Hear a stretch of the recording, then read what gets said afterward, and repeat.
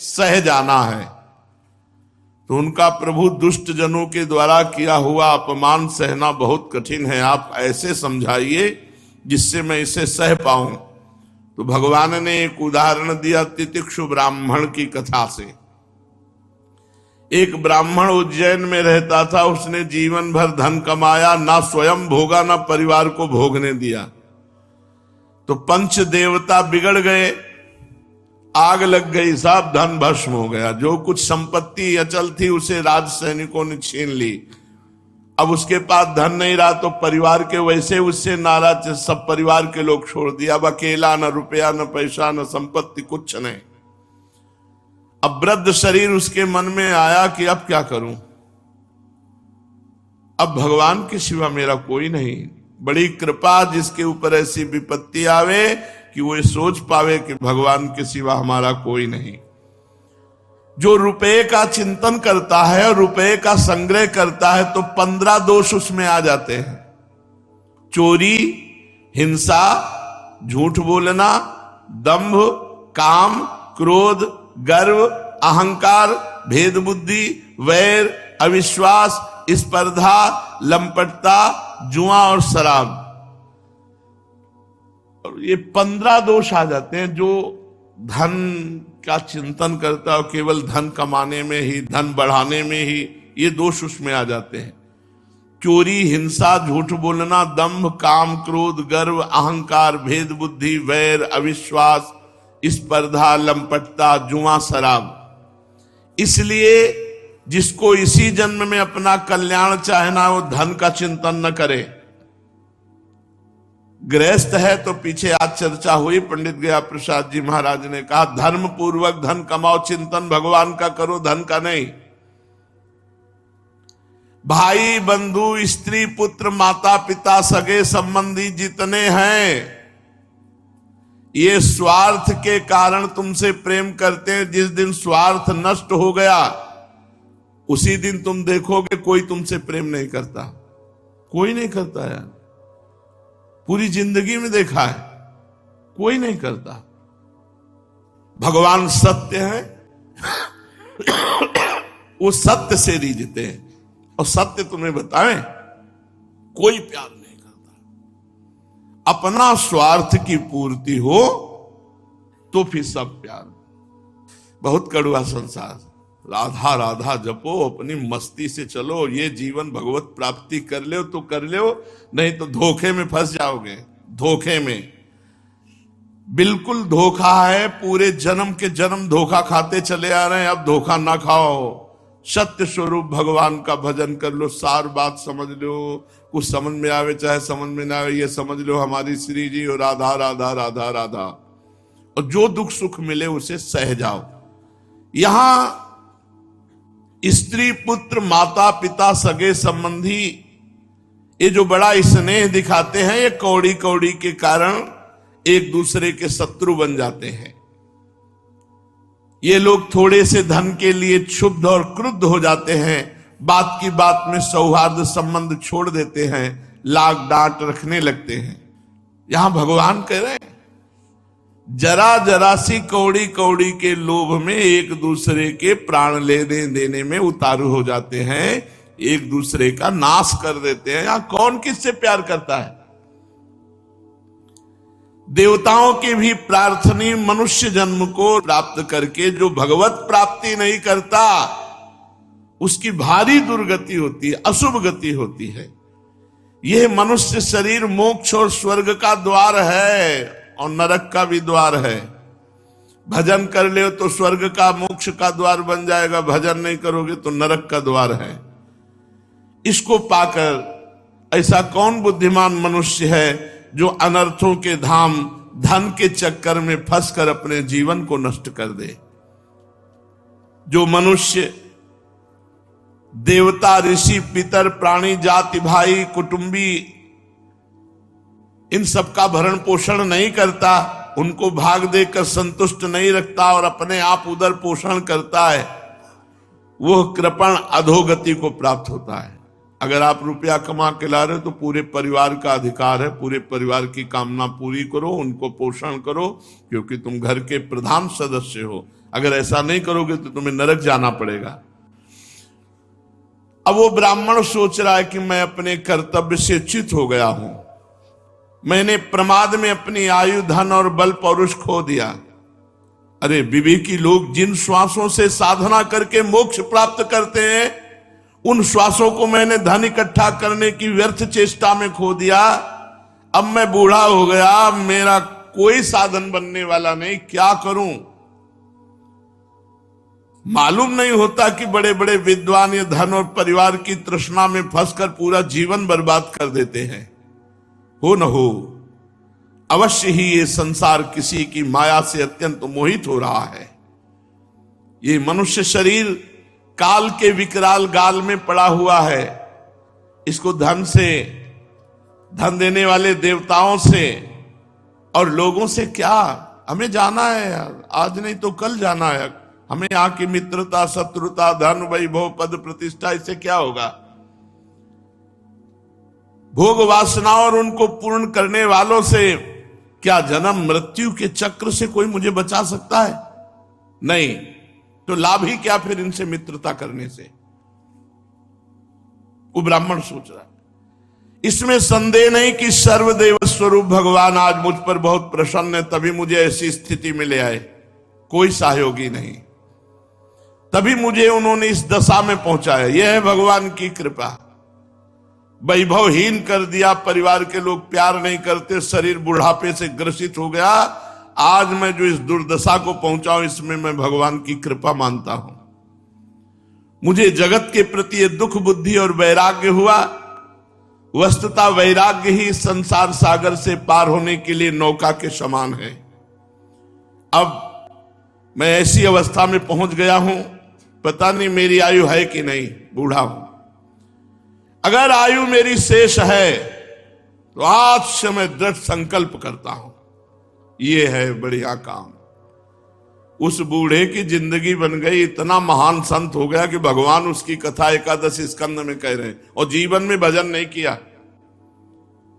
परिवार के लोगों ने ठुकरा दिया, संपत्ति नष्ट हो गई, बुढ़ापे में अब उसको ज्ञान हुआ। मैं, अगर मेरी श्वासें हैं तो मैं आत्म लाभ करूंगा, आत्मज्ञान। मैं परमार्थ के विषय में सावधान हो गया हूं। अब जितना समय बचेगा मैं कठोर तपस्या के द्वारा शरीर को कष्ट दूंगा और भजन के द्वारा भगवान की प्राप्ति करूंगा। तीनों लोगों के देवतागण मेरी इस बात का अनुमोदन करें कि मैं संकल्प करता हूं कि आज से एक भी श्वास खाली नहीं जाएगी। मेरी जितनी श्वासें अब बची हैं वो भगवान के चिंतन में व्यतीत करूंगा, और जितना कष्ट मिलेगा उसको आराम से सहूंगा और भगवान की प्राप्ति करूंगा। अभी निराश होने की कोई बात नहीं, क्योंकि महाराजा खडवांग ने तो 2 घड़ी में भगवत प्राप्ति की थी, मेरी तो अभी श्वासें होंगी। उस वृद्ध ब्राह्मण ने ऐसा निश्चय किया। भगवान श्री कृष्ण कहते हैं, उद्धव जी, उस उज्जैन निवासी ब्राह्मण ने मन ही मन इस प्रकार निश्चय करके कि मैं और मेरेपन की गांठ खोल देना ही इस मोक्ष पदवी को प्राप्त करना है, उसने मैं और मेरापन हटा दिया और सन्यास ले लिया और मौन धारण कर लिया। अब उसके चित्त में किसी भी स्थान, वस्तु, व्यक्ति के प्रति आसक्ति नहीं रही। उसने अपने मन, इंद्रिय और प्राणों को वश में कर लिया। वह पृथ्वी पर स्वच्छंद रूप से विचरने लगा। वो भिक्षा के लिए नगर और गांव में जाता अवश्य था, परंतु इस प्रकार जाता था कि कोई उसे पहचान न पाता। उद्धव जी, वो सन्यासी बहुत बूढ़ा हो गया था, तो गांव के दुष्ट लोग उसे देखते ही टूट पड़ते और उसका तरह तरह से तिरस्कार करके उसको बहुत तंग करते। कोई उसका दंड छीन लेता, तो कोई भिक्षा पात्र झटक लेता, कोई कमंडल उठा ले जाता, कोई आसन, रुद्राक्ष की माला, कंथा ही लेकर भाग जाता, कोई तो उसकी लंगोटी, वस्त्र ही खोल करके ले जाता, कोई वस्तुएं ऐसे देने को कहता, फिर दिखलाकर छीन लेता। वह अवधूत मधुकरी मांगकर जब लाता और बाहर नदी के तट पर भोजन करने को बैठता तो पापी लोग उसके ऊपर मूत देते थे, कभी थूक देते थे। वे लोग उस मौनी अवधूत को तरह तरह से बोलने के लिए विवश करते, और जब वो इस पर भी ना बोलता तो उसे खूब पीटते। ये सब प्रसाद मिलता है, घोर वैरागी को ये प्रसाद मिलता है, और उसका ब्रह्म भाव दृढ़ होता जाता है, देह भाव छूटता जाता है। जैसे जैसे प्रतिकूलता आती है ब्रह्म भाव बढ़ता जाता है पक्का, और देह भाव छूटता है, और जहां अनुकूलता आती है तो फिर देह भाव पुष्ट होता है। इसीलिए भर्तरी जी ने जब भगवान शंकर प्रसन्न हुए और प्रकट हुए तो कहा वरदान मांगो, तो उन्होंने कहा कभी सम्मान से हमें भिक्षा न मिले, क्योंकि अनुकूलता से देह भाव पुष्ट होता है, प्रतिकूलता से ब्रह्म भाव पुष्ट होता है, और देह भाव नाशवान है, ब्रह्म भाव अविनाशी है। तो लोग उसको पीटते, कोई उसे चोर कहकर डांटने डपटने लगता, कोई कहता इसे बांध लो, फिर उसे रस्सी से बांधने लगते, कोई उसका तिरस्कार करके इस प्रकार ताना कसते कि देखो देखो इस कृपण ने धर्म का ढोंग रचा है, धन संपत्ति जाती रही, स्त्री पुत्रों ने घर से निकाल दिया, तो अब इसने भीख मांगने का रोजगार करने के लिए संन्यास ले लिया। ओहो देखो तो सही, ये मोटा तगड़ा भिखारी धैर्य में बड़े भारी पर्वत के समान है, ये मौन रहकर अपना काम बनाना चाहता है। सचमुच ये बगले से भी बढ़कर के ढोंगी है, दृढ़ निश्चयी है। कोई उस अवधूत की हंसी उड़ाता। संसार में ऐसे ऐसे लोग हैं, पूछो मत, दुष्टता की हद है, और ये सब देखने को मिला है। गंगा किनारे जब भ्रमण करते थे, पिटे भी है, गाली भी खाई है, अपमान भी सहा है, भगवान की कृपा का अनुभव हुआ है। जैसे लोग तोता मैना आदि पालतू पक्षियों को बांध लेते हैं, पिंजड़े में बंद करते हैं, वैसे उस बूढ़े सन्यासी को भी घरों में जाकर कमरे में बंद कर देते और ताड़ना देते, किंतु वो किसी से कुछ नहीं कहता, चुपचाप सह लेता। कभी उसे बुखार आदि के कारण दैहिक पीड़ा सहनी पड़ती, कभी गर्मी सर्दी आदि से दैविक कष्ट उठाना पड़ता, कभी दुर्जन लोग अपमान आदि के द्वारा उसे भौतिक पीड़ा पहुंचाते, परंतु उस सन्यासी के मन में इससे कोई विकार नहीं होता। वह समझता कि सब मेरे पूर्व जन्म के कर्मों का फल है, इसे मुझे अवश्य भोगना पड़ेगा। यद्यपि नीच मनुष्य तरह तरह के तिरस्कार करके उसे उसके धर्म से गिराने की चेष्टा किया करते, फिर भी वो बड़ी दृढ़ता से अपने धर्म में स्थिर रहता और सात्विक धैर्य का आश्रय लेकर वो ऐसे उद्गार प्रकट करता जिसे भिक्षु गीत कहते हैं। ब्राह्मण कहता कि मेरे सुख अथवा दुख का कारण न ये मनुष्य है, न देवता है, न शरीर है, और न ग्रह कर्म काल आदि ही है। श्रुतियां और महात्मा जन दुख सुख का कारण क्या बताते हैं? मन ही इस दुख सुख का परम कारण है। जो मुझे दुख मिल रहा है ये न मनुष्य दे रहे, न देवता दे रहे, न शरीर दे रहा है, न कोई ग्रह, न कोई कर्म, न कोई काल। श्रुतियां और महात्मा जन कहते हैं कि मन को ही इसका परम कारण बताया, कि मन ही दुख सुख का कारण है, मन ही सारे संसार चक्र को चला रहा है। सचमुच ये मन बहुत बलवान है।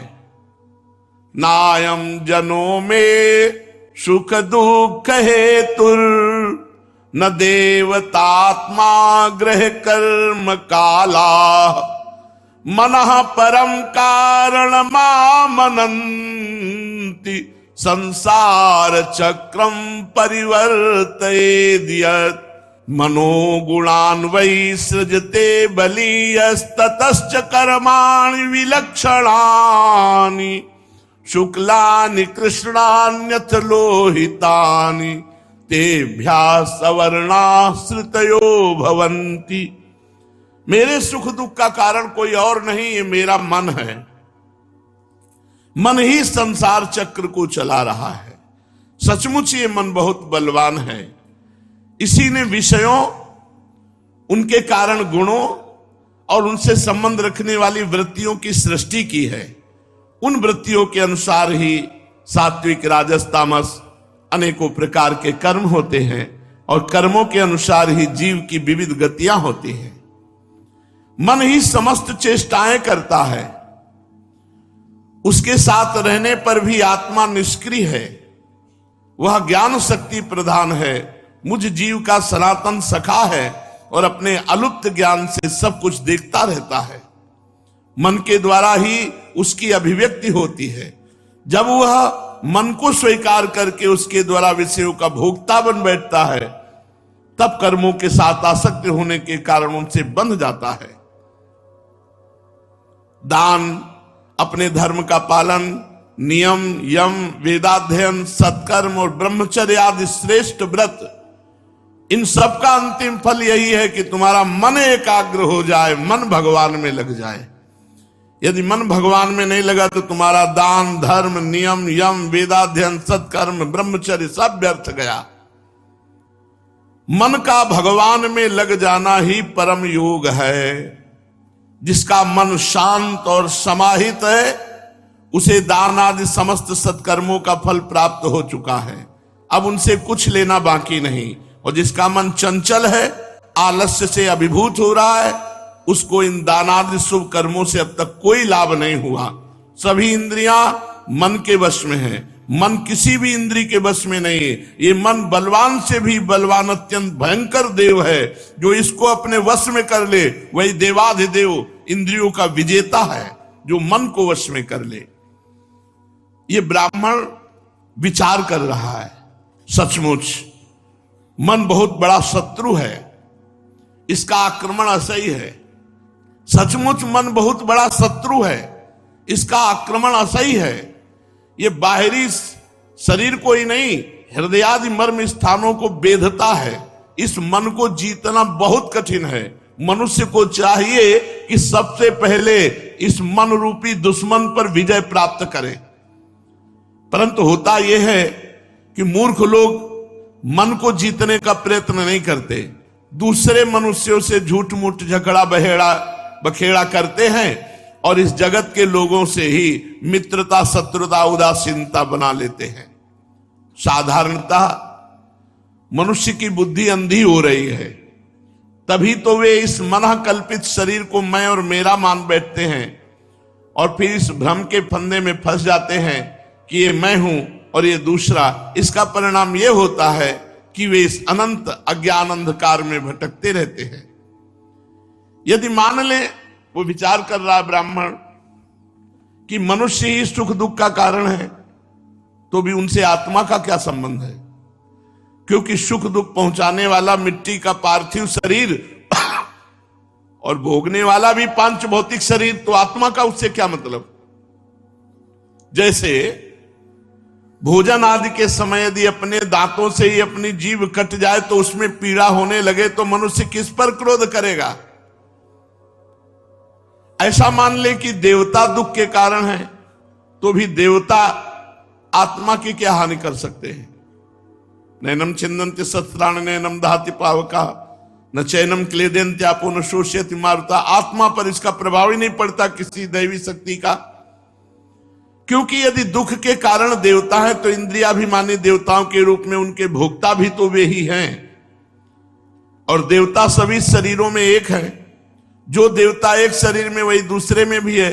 ऐसी दशा में यदि अपने ही शरीर के किसी एक अंग से दूसरे अंग को चोट लग जाए तो भला किस पर क्रोध किया जाए? इसका मतलब कोई मनुष्य दुख देने वाला नहीं, कोई देवता दुख देने वाला नहीं। और यदि ऐसा माने कि आत्मा ही सुख दुख का कारण है, तो वो तो अपनी आत्मा आप ही है, कोई दूसरा नहीं, क्योंकि आत्मा से भिन्न कुछ और है ही नहीं। यदि दूसरा कुछ प्रतीत होता है तो मिथ्या है, इसलिए न सुख है न दुख है। फिर क्रोध कैसा? क्रोध का निमित्त क्या? तो आत्मा भी दुख सुख नहीं देती। यदि माने ग्रहों को सुख दुख का निमित्त, तो अजन्मा आत्मा के ऊपर ग्रहों का क्या प्रभाव? ग्रहों का प्रभाव शरीर के ऊपर पड़ता है, उनका प्रभाव भी जन्म मृत्युशील शरीर पर ही होता है। ग्रहों की पीड़ा तो उनका प्रभाव ग्रहण करने वाले शरीर को ही होती है। आत्मा उन ग्रहों और शरीरों से सर्वथा परे है, तो किस पर क्रोध करे? यदि कर्मों को सुख दुख का कारण माने तो उनसे आत्मा का क्या प्रयोजन, क्योंकि वे तो एक पदार्थ के जड़ और चेतन उभय रूप होने पर ही हो सकते हैं। जो वस्तु विकार युक्त अपना हिताहित जानने वाली होती है उसी से कर्म हो सकते हैं, अतः वो विकार युक्त होने के कारण जड़ होनी चाहिए, हिताहित का ज्ञान रखने के कारण चेतन। किंतु देह तो अचेतन है, जड़ है, उसमें पक्षी रूप से रहने वाला आत्मा निर्विकार और साक्षी मात्र है। इस प्रकार कर्मों का तो कोई आधार ही सिद्ध नहीं होता, फिर हम किस पर क्रोध करें। तो न मनुष्य दुख देते हैं, न देवता, न आत्मा, और न ग्रह नक्षत्र, और न ये कर्म ही। अब यदि ऐसा माने कि काल सुख दुख का कारण है तो आत्मा पर उसका क्या प्रभाव, क्योंकि काल तो आत्मस्वरूप है। जैसे आग आग को नहीं जला सकती, बर्फ बर्फ को नहीं गला सकता, वैसे ही आत्मस्वरूप काल अपने आत्मा को ही सुख दुख नहीं पहुंचा सकता। फिर किस पर क्रोध किया जाए। आत्मा शीत उष्ण सुख दुख आदि द्वंद्वों से सर्वथा अतीत है। आत्मा प्रकृति के स्वरूप धर्म कार्य लेस संबंध और गंध से भी रहित है। उसे कभी कहीं किसी के द्वारा किसी भी प्रकार से द्वंद्व का स्पर्श ही नहीं होता। आत्मा तो जन्म मृत्यु के चक्र में भटकने वाले अहंकार से बहुत परे है, और ये जन्म मृत्यु का दुख अहंकार को होता है। इस बात को जान लेना है। सारा का सारा दुख मन और अहंकार को। जो ऐसा जान गया वो कभी दुखी नहीं होता। किसी के अपमान से, किसी के द्वारा दुख दिए जाने पर भी वो दुखी नहीं होता, वो भयभीत नहीं होता, अभय हो जाता है। बड़े बड़े प्राचीन ऋषि मुनियों ने इस परमात्म निष्ठा का आश्रय ग्रहण किया है। मैं भी इसी का आश्रय ग्रहण करूंगा और मुक्ति तथा प्रेम के दाता भगवान के चरण कमलों की सेवा के द्वारा ही इस दुरंत अज्ञान सागर को अनायास ही पार कर लूंगा। भगवान श्री कृष्ण कहते हैं, उद्धव जी, उस ब्राह्मण का धन क्या नष्ट हुआ, उसका सारा क्लेश ही दूर हो गया। अब वो संसार से विरक्त हो गया, परम सन्यासी होकर पृथ्वी में स्वच्छंद विचरण कर रहा था। यद्यपि दुष्टों ने बहुत सताया, फिर भी वो अपने धर्म में अटल रहा, तनिक भी विचलित ना हुआ। उस समय वो मौनी अवधूत मन ही मन इस प्रकार का गीत गाया करता था। उद्धव जी, इस संसार में मनुष्य को कोई दूसरा सुख या दुख नहीं देता, ये तो उसके चित्त का भ्रम मात्र है। ये सारा संसार, इसके भीतर मित्र उदासीन शत्रु के भेद अज्ञान कल्पित हैं। इसलिए प्यारे उद्धव, अपनी वृत्तियों को मुझ में तन्मय कर दो और इस प्रकार सारी शक्ति लगाकर मन को वश में कर लो, फिर मुझ में ही नित्य युक्त होकर स्थित हो जाओ। बस सारे योग साधना का इतना ही सार है। ये भिक्षुक का गीत क्या है? मूर्तिमान ब्रह्म ज्ञान की निष्ठा ही है। जो पुरुष एकाग्रचित से इस चरित्र को सुनता है, सुनाता है, धारण करता है, वो कभी सुख दुखादि द्वंद्वों के वश में नहीं होता। वो सुख दुखादि द्वंद्वों के बीच में सिंह के समान दहाड़ता रहता है। भगवान ने उद्धव जी को उपदेश किया कि इस मार्ग में चलने वाले को ये मिलेगा। कोई गाली देगा, कोई उपहास करेगा, हो सकता है कोई मार दे, कोई थूक दे, कोई मूत दे, कोई कुछ भी करे, हमको बोलना नहीं है, चुपचाप सहना है। कैसे? जैसे इस भिक्षुक सन्यासी ने सहा। भगवान ने उदाहरण दिया। खूब भगवान का नाम जप करोगे तो सहने की सामर्थ्य आ जाएगी। नाम जप करो और सत्संग सुनते रहो। साधन को हरि भजन है, कहे सत्संग सहाय। और एक प्रण कर लो कि जो कुछ भी होगा अब हम सहेंगे, विचलित नहीं होंगे, तो निश्चित भगवान कृपा करके सामर्थ्य देंगे और हम भगवत प्राप्त हो जाएंगे। शेष चर्चा आगे। श्री राधा वल्लभ।